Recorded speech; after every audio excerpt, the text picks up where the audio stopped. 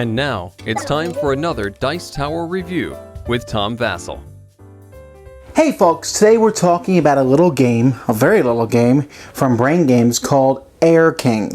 And this is a game in which it is basically a bluffing type game. It's one of those games where you have some things on the board that are yours, and everyone's trying to figure out who is what. And in this case, there's airplanes. There are 10 different airplanes that are flying from one airport to another, and you have to make your airplanes get to the airport first. You have 4 airplanes, everyone else has 4 airplanes, but you have to figure out whose airplanes are which. You might be trying to get the same airplane to an airport that someone else is. I've almost told you the whole game, but let's take a look at it anyway.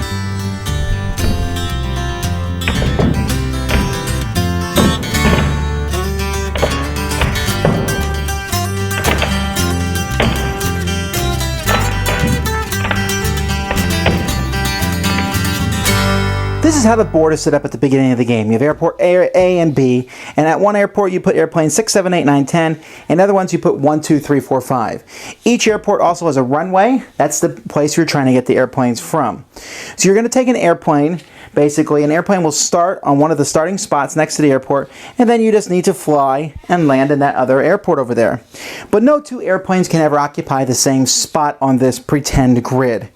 So the game is not too difficult. You're going to get one of these cards at the beginning of the game, and that card will tell you which four airplanes are yours. So here I have 1, 3, 8, and 10. And one of the nice things about these airplanes, if you take a look at them, here you can see that they're different colors and different patterns. They're actually pretty cool looking airplanes, I thought. So it's easy to tell them apart as they're flying across the board by number and by color. So there's some quick recognition there. Now, on a player's turn, they are going to draw a card from a deck, and there's a deck of cards that you'll be drawing from, and you get to start with one of these cards. This card here in particular, everyone will get one of those, so you'll have that card, and you'll be drawing other cards as the game goes by.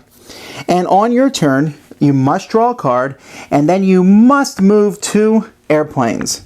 2 of the airplanes that are on the board, and you can even move one airplane 2 spaces, but when you move, putting it here in the starting runway is one move. Moving it 1 spot forward is a move. You can also move them sideways, but you can never move them backwards or diagonally. After you move your 2 airplanes, whichever ones you want to move on the board, then you may play a card, and the cards do different things. This card here basically lets you move an airplane another spot, forward or to the side. This card lets you move one of the airplanes diagonally, 1 forward. This one here lets you switch 2 airplanes. So if you have 2 airplanes that are on the board like this, they basically fly over each other. This one here is a storm cloud. You put this on the board and nobody can go into that spot unless someone else plays clear skies to get rid of that storm cloud. This card can be played in an airplane, and that airplane cannot move until another airplane that's going in the same direction passes it. If that happens, that airplane can move now. However, you can't play it on the card that's last, the airplane that's in last in that coming from that side, because then, well, it can't move. And then everybody, as I said at the beginning, gets one of these cards. You can play this to take one airplane and send it back home. So you can play cards on your turn. You can play up to 2 of them on your turn, and only one of them can be a movement card.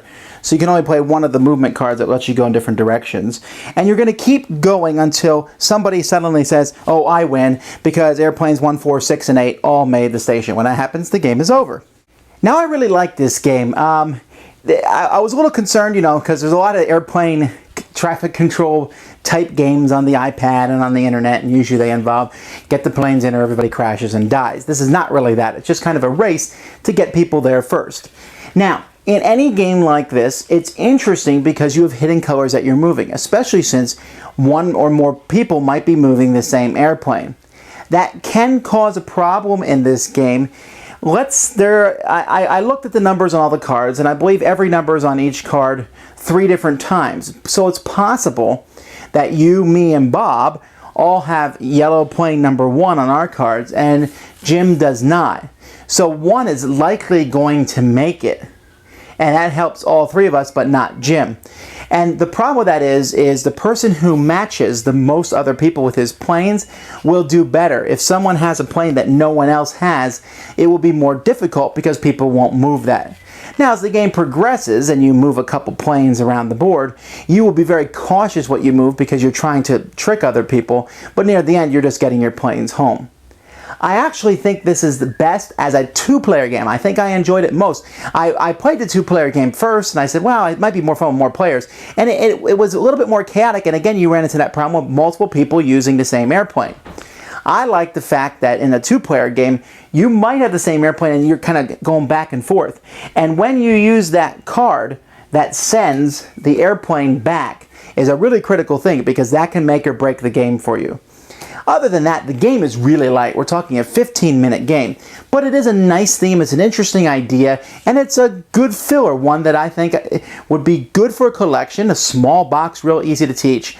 There's a little bit of a hang-up on how to play these cards where you put it on an airplane, then that airplane can't move once it's been passed. And what do you do, though, when it's in a spot where it will never be passed, or the planes that would pass it pull into the airport? The rules should have been a little bit clearer on that. We made some house rules to make them go by easier, basically saying that if this card couldn't be played on anybody who was all the way up to the airport, or at least in the same line as the airport, because it would just be too difficult otherwise. But that's just a minor thing. Other than that, a great little filler. Thanks so much for watching the Dice Tower videos.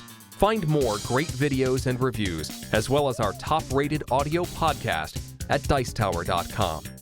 You can also find the latest board game news at Dicetowernews.com. I'm Eric Summerer, and you've been watching The Dice Tower. The Dice Tower is sponsored by Fun Again Games, the world's best game source. Fun Again Games has over 5,000 games available. Check them out at funagain.com. Shut the door! That's right. Shut it. There.